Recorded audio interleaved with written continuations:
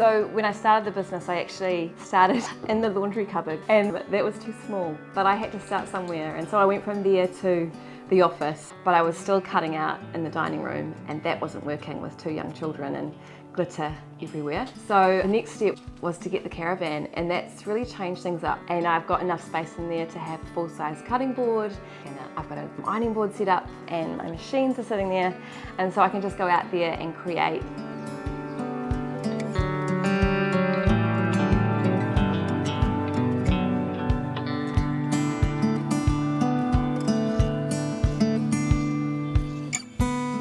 I called this business Tonic and Cloth because in the beginning, for me, it was all about being a tonic for my body. I've had a history of health issues, and mostly affecting my tummy. It makes it hard getting dressed in the morning, deciding what to wear, because you know you'll be in tears by lunchtime if you choose the wrong thing. And so I was relying on leggings and jeggings, and I know we all do that, and that's part of any woman's wardrobe, but I wanted more than that. And so I thought, right, I want wearable clothes that look amazing. I wanted to find somewhere that was producing in a way that was going to change lives, that really honoured people and honoured the environment. And so I started that process of doing a lot of internet research. But for me, it was a frustrating time. And so in the end, I just emailed everybody that I knew, and I asked them if they knew anyone. Eventually, through a friend of a friend of a friend, I met up with Anna. Now, Anna moved out to India about 8 or 9 years ago with her family, and she set up this sewing school, and she started teaching women to sew in this very rural community.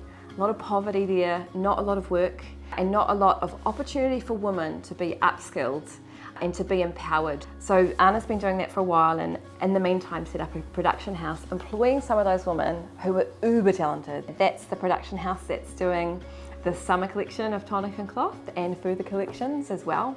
That's amazing for me to be able to partner with somebody who cares about people and whose whole focus is empowering women through what they do.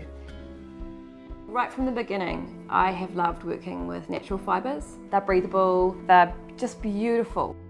I use a lot of vintage fabrics, such as vintage cottons and vintage cotton prints. And since I've been working in India, I've had the opportunity to have access to all this organic cotton. And so that's been really cool. So I'm beginning to look further afield for a few more eco-textiles as well. But at the moment, for this collection that's coming out very soon, we've got organic cottons, and some of them are herbal dyed as well, and the rest of them are GOTS certified dyed.